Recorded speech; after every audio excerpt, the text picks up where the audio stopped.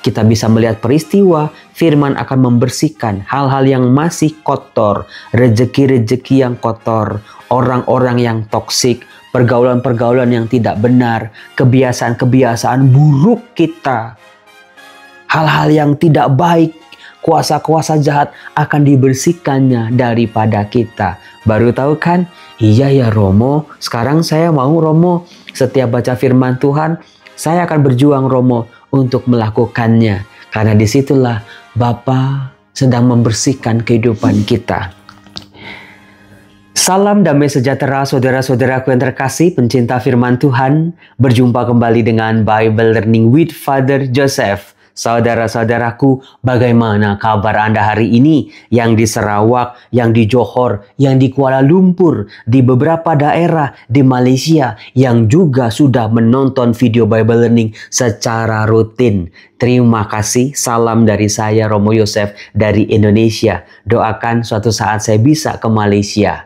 Saudara-saudaraku yang terkasih, buat Anda yang di daerah-daerah lain, yang di Indonesia, apa kabar Anda? Semoga hari ini betul-betul kita ditemani oleh kuasa firman Tuhan. Ada firman dan kekuatannya bekerja secara perlahan namun pasti dalam diri kita. Betul-betul maknai, mengerti, pahami apa yang dikatakan oleh firman Tuhan buat kita hari ini. Khususnya saudara-saudara, buat Anda yang saat ini sedang merasa sendirian, lagi sedang merasa berjuang seorang diri, lagi merasa tidak ada seorang pun yang memahami, lagi merasa dijauhi dan tidak dimengerti. Anda yang merasa lelah dengan kehidupan yang carut-marut seperti ini, firman Tuhan yang akan saya angkat hari ini sangat cocok untuk hidup Anda. Buat Anda yang hidupnya lagi baik-baik saja, ini adalah sebuah peneguhan yang luar biasa. Supaya di kemudian hari, apa yang sudah kita alami ini betul-betul menghasilkan buah yang berkelimpahan. Saudara-saudara, banyak orang hanya sibuk dengan aksesoris-aksesoris keagamaan. Pakai kalung rosario yang gede kalau bisa, pakai anting yang ada salibnya kalau bisa, pakai baju-baju yang ada tulisan firman Tuhannya, pakai tato yang ada salibnya. Tapi sayang sekali, cara-cara yang seperti itu ternyata tidaklah cukup. Karena ada sebuah kesadaran yang dihadirkan oleh firman Tuhan hari ini, khususnya di Yohanes bab 15. Ada sebuah misteri yang akan membuka pikiran kita, membuka pemahaman kita bagaimana relasi kita dengan Tuhan Yesus, Tuhan sesembahan kita ini. Saudara-saudaraku, maka dari itu seperti video kemarin tentang damai, dalam pengolahan saya ternyata rasa damai itu adalah awal dan akhir, alfa dan omega kita. Maksudnya apa? Ciptakan dulu rasa damai. Mohon damai dalam doa-doa kita. Kalau pikiran kita, hati kita, tindakan kita damai, tidak ada permusuhan, tidak ada kebencian, itu rejeki, orang-orang baik, orang-orang jujur, semua kelancaran, jalan keluar, solusi-solusi, itu akan datang dengan sendirinya. Damai itu seperti sebuah magnet yang menarik semua kebaikan-kebaikan di sekitar kita. Nah, kalau itu memang sungguh-sungguh damai sejahtera yang sejati, bukan yang pura-pura, bukan yang pencitraan doang, bukan yang cuman ya ternyata pikiran kita sendiri. Ketika kita menerima berkat-berkat Tuhan, kesejahteraan dari Tuhan, pada akhirnya membawa kita pada damai yang penuh. Maka banyak orang, wah tadinya damai, ternyata kok akhirnya kok begini ya, mengecewakan. Hati-hati, harus dibedakan apakah damai ini damai yang asli atau damai yang palsu. Maka seperti yang saya ajarkan di video saya kemarin, mintalah rasa damai setiap hari. Bangun tidur maupun setelah tidur, itu juga perlu rasa damai. Nah, saudara-saudara, ternyata firman Tuhan di Yohanes bab 14 kemarin itu berkaitan sangat erat dengan bacaan Injil yang kita dengar hari ini yaitu dari Yohanes bab 15. Kalau ada rasa damai, relasi kita, relasi yang shalom, kita tahu di mana kita harus memposisikan diri ketika berhadapan dengan Tuhan. Itu rasa damai. Kita tahu bagaimana kita harus memposisikan diri ketika berhadapan dengan sesama di sekitar kita. Itulah rasa damai. Nah, kalau itu sungguh-sungguh terjadi dengan yang di atas baik, dengan yang di samping juga baik, disinilah baru kita pahami. Di mana Tuhan Yesus berkata di Yohanes bab 15 ayat 1. Akulah pokok anggur yang benar dan Bapakulah pengusahanya. Setiap ranting padaku yang tidak berbuah, dipotongnya. Dan setiap ranting yang berbuah, dibersihkannya, supaya berbuah lebih banyak. Kamu memang sudah bersih karena firman yang telah kukatakan kepadamu. Waduh, ada informasi baru lagi. Kamu memang sudah bersih karena firman yang telah kukatakan kepadamu. Jadi firman Tuhan yang kita baca, mau pagi, mau siang, mau malam. Sebetulnya firman ini bukannya kita sedang berusaha untuk menjalaninya, kita berusaha untuk tetap setia, berpegang pada perintah-perintah Tuhan dalam Alkitab. Sebetulnya ada sesuatu yang tidak kita sadari. Firman Tuhan inilah yang sedang membersihkan kita, menyucikan kita dari hal-hal yang kotor. Seperti Bapa dikatakan, diibaratkan sebagai pengusaha kebun anggur, memotong ranting-ranting yang tidak berbuah. Ranting-ranting yang berbuah dibersihkannya. Maka firman Tuhan harus sungguh-sungguh berbuah dalam diri kita. Disitulah ranting-ranting yang sudah berbuah dibersihkan oleh firman yang diberikan Tuhan pada kita. Silakan saudara-saudara, kalimat ini dimeditasikan dalam doa Anda. Ulang-ulangi 3 kali, pelan-pelan. Gak usah buru-buru. Kamu memang sudah bersih karena firman yang telah kukatakan kepadamu. Kamu memang sudah bersih karena firman yang telah kukatakan kepadamu. Ya jangan kayak begitu. Tapi pelan-pelan, pelan-pelan. Kamu memang sudah bersih. Bayangkan Tuhan sendiri berfirman pada kita. Karena firman yang telah kukatakan kepadamu. Tuhan, aku mohon setiap aku membaca firman-Mu, Engkau tahu mana yang masih kotor dalam pikiranku, dalam jiwaku, dalam batinku yang terdalam, dalam hatiku, dalam segala tingkah laku, kata-kata, pergaulanku, mana yang masih kotor. Bersihkanlah Tuhan. Jauhkanlah orang-orang yang memang akan membawa aku kepada hal-hal yang tidak baik. Dekatkanlah aku pada perbuatan-perbuatan yang membuat aku semakin sadar hidupku sedang dibersihkan oleh firman Tuhan. Jadi kalau mau dibersihkan sebagai ranting, ranting kita harus ranting yang berbuah. Baru tahu kan? Makanya mendengar firman Tuhan dan juga melakukannya. Itulah kita bisa melihat peristiwa firman akan membersihkan hal-hal yang masih kotor, rejeki-rejeki yang kotor, orang-orang yang toksik, pergaulan-pergaulan yang tidak benar, kebiasaan-kebiasaan buruk kita, hal-hal yang tidak baik, kuasa-kuasa jahat akan dibersihkannya daripada kita. Baru tahu kan? Iya ya Romo, sekarang saya mau Romo setiap baca firman Tuhan, saya akan berjuang Romo untuk melakukannya. Karena disitulah Bapa sedang membersihkan kehidupan kita. Dilanjutkan saudara-saudara di ayat 4. Tinggallah di dalam aku dan aku di dalam kamu. Jadi saudara-saudara ada sebuah resiprok namanya. Tinggallah di dalam aku dan aku di dalam kamu. Jadi antara kita dengan Tuhan, jangan kita minta satu pihak saja, menuntut Tuhan ini dan itu. Tapi Tuhan mengajak kita, tinggallah di dalam aku. Tinggallah di dalam aku. Artinya kita ada di pihak Tuhan.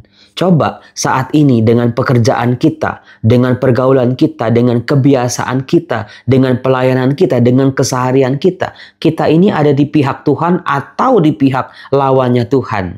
Apakah kita ada di sisi Tuhan atau kita berseberangan dengan Tuhan? Coba dipikirkan di situ.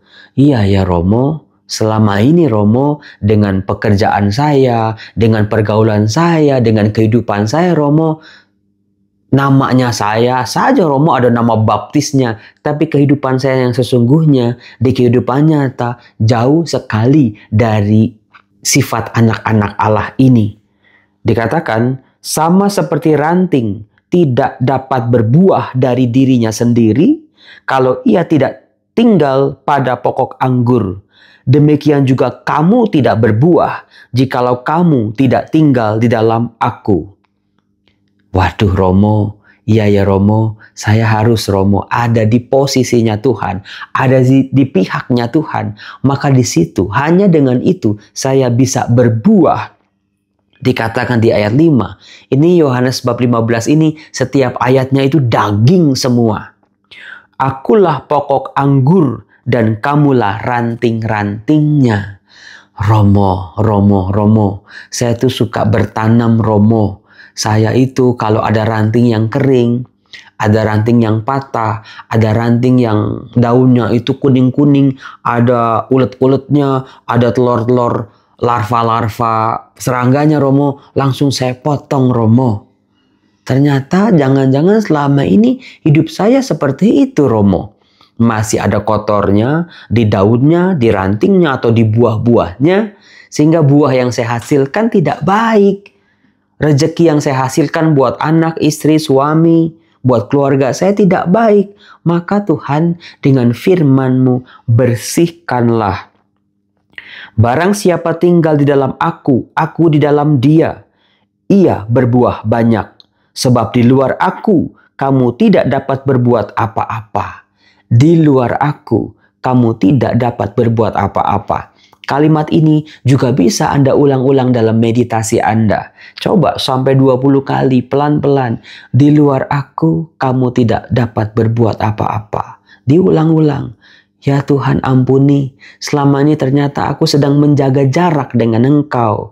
Aku sedang bermusuhan dengan Engkau dengan tingkah lakuku seperti ini. Ya Tuhan ampuni aku orang berdosa. Biarlah Tuhan aku boleh tinggal di dalam Engkau. Dikatakan, barang siapa tidak tinggal di dalam aku, ia dibuang keluar seperti ranting yang menjadi kering, kemudian dikumpulkan orang dan dicampakkan ke dalam api, lalu dibakar. Jikalau kamu tinggal di dalam aku, dan firmanku tinggal di dalam kamu, mintalah apa saja yang kamu kehendaki, dan kamu akan menerimanya. Waduh, Romo, saya pikir di dalam nama Yesus apapun yang kita minta, kita akan menerimanya kalau kita percaya. Di sini Tuhan Yesus mengajak kita lebih dalam lagi.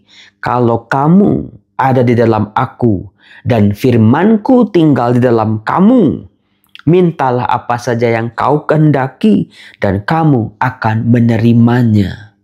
Firman-Nya tinggal di dalam aku. Tuhan tinggal dalam aku. Bukan sebagai status saja, bukan sebagai teori saja, bukan sebagai tulisan di KTP saja, tapi firman-Nya berdengung di dalam batinku. Terus menggerakkan budiku, menggerakkan tingkah lakuku, termasuk kata-kata, cara bertindak, cara bersikap, dipengaruhi oleh firman Tuhan. Ketika mau berbuat dosa, ada Tuhan tinggal dalam aku. Masa aku mau badanku dirusak oleh hal-hal yang kotor? Maka itu sebuah rem itu. Itu sebuah bagaimana Tuhan menjaga dan membersihkan kita dari segala hal-hal yang kotor. Mau selingkuh, mau yang macam-macam, Tuhan tinggal dalam aku. Firman-Nya di dalam aku. Aku baca firman Tuhan setiap hari. Maka aku gak mau badanku, hidupku kotor karena ada Tuhan tinggal di dalam aku. Tuhan tinggal di sini. Tuhan menjaga, Tuhan melindungi, Tuhan menuntun. Maka aku percaya apapun yang aku minta, aku akan menerimanya. Aku percaya apapun yang aku minta, aku akan menerimanya. Itu juga bisa menjadi bahan meditasi buat Anda. Apapun yang aku minta, aku akan menerimanya. Kalau Tuhan di dalam aku dan firman-Nya tinggal di dalam aku.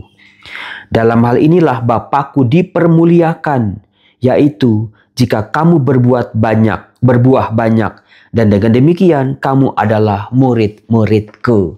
Saudara-saudaraku yang terkasih, biarlah apa yang dikatakan oleh Tuhan Yesus dalam Injil Yohanes bab 15 ini sungguh jadi kekuatan buat kita.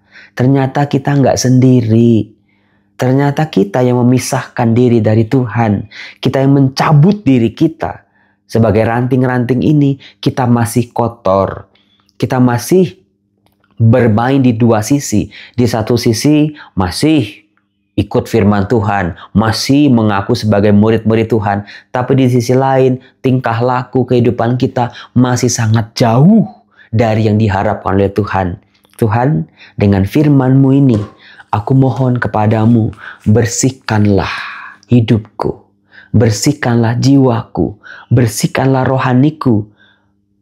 Kalau itu masih kotor, bersihkan, dan tinggallah di dalam aku. Aku mohon Tuhan, tinggallah di dalam aku, tinggallah di dalam aku, tinggallah di dalam aku. Biar Tuhan, firman-Mu yang kubaca, tidak segera aku lupakan, tapi aku ulang-ulang. Saudara, otak manusia ini akan mudah melupakan kalau tidak mengulang-ulang. Maka kalau zaman dulu ada teknik menghafal, bukan? 1 ditambah 1 sama dengan 2. 2 ditambah 2 sama dengan 4. Ada lagunya. Dengan begitu manusia lebih mudah untuk mengingat. 1 ditambah 1 sama dengan 2. Nah itu kan. 2 ditambah 2 sama dengan 4. Nah, termasuk teks-teks kitab suci saudara-saudara. Kalau Anda mengingat-ingat dengan luar biasa, misalnya kalau Anda diminta untuk coba sebutkan Mazmur bab 23, paling kita, Tuhanlah gembalaku, takkan kekurangan aku. Terus lanjutannya apa ya? Tapi coba kalau Anda nyanyikan, Tuhanlah gembalaku, takkan kekurangan aku. Atau ada lagu lain. Tuhan adalah gembalaku, takkan kekurangan aku. Ia membaringkan aku di padang yang berumput hijau. Ia membimbingku ke air yang tenang. Ia menyegarkan jiwaku. Ia menuntunku di jalan yang benar oleh karena namanya. Dengan menyanyikan, dengan mengulang-ulang, lama-lama firman yang kita baca betul-betul merasuk dalam pikiran dan hati kita, masuk ke dalam batin dan sanubari kita. Sehingga ketika misalnya nanti kita merasa kering, kita gagal, kita kecewa, kita nangis, sedih, keluar sendiri itu. Tuhan adalah gembalaku, takkan kekurangan aku. Firman itu. Karena Tuhan selalu ada dalam diri kita. Ingat, kita adalah ranting-rantingnya yang harus menempel pada sang pokok anggur. Maka saat kita jatuh, saat kita terpuruk, saat kita hancur berkeping-keping, Tuhan ada. Tuhan mau kita sadar. Tuhan, aku butuh Engkau. Tuhan, selama ini aku berjuang dengan kekuatanku sendiri. Tuhan, selama ini aku terlalu sombong dengan pikiranku. Aku tidak melibatkan Engkau. Aku tidak menghadirkan Engkau dalam setiap usaha dan perkaraku. Aku menghadirkan Engkau kalau cuma pas minta, terus dalam doa. Kalau lagi terpuruk, terus dalam doa. Tapi ketika hidup kita lagi enak-enaknya, lagi di atas, lagi menikmati semua berkat, seringkali manusia lupa bahwa kita sedang menempel, mengambil intisari kehidupan dari sang pokok anggur. Kalau kita yang seringkali memisahkan, mematahkan ranting ini, sehingga kita pikir kita bisa berjalan sendiri, tahu-taunya bekal-bekal kehidupan yang masih tersisa ini lama-lama akan habis. Jadi jebakan dunia ini, ketika kan kalau Anda copot misalnya daun palma yang kemarin ya, waktu Minggu Palma, itu kan bisa bertahan itu. Sehari, 2 hari, 3 hari masih hijau bukan? Iya ya Romo, tapi coba setelah 3 bulan, setelah 1 bulan deh, akan kering bukan? Nah itu seperti itulah hidup kita saudara-saudara. Kita seringkali dijebak, oh nggak apa-apa, aku nggak ke gereja, nggak apa-apa, aku nggak berdoa, nggak apa-apa, aku nggak baca firman Tuhan, nggak apa-apa, aku nggak melakukan perintah-perintah Tuhan, masih bisa kok. Itu cuma jebakan 3 hari pertama, saudara-saudara. Maka dari itu, mari menempellah pada sang pokok anggur, karena Tuhan Yesus adalah pokok anggur yang benar, dan kita adalah ranting-rantingnya. Tuhan, jaga kami anak-anak-Mu, jangan sampai kami terpisah daripadamu. Berkati kami dalam nama Bapa dan Putra dan Roh Kudus. Amin. Salam, Tuhan berkati.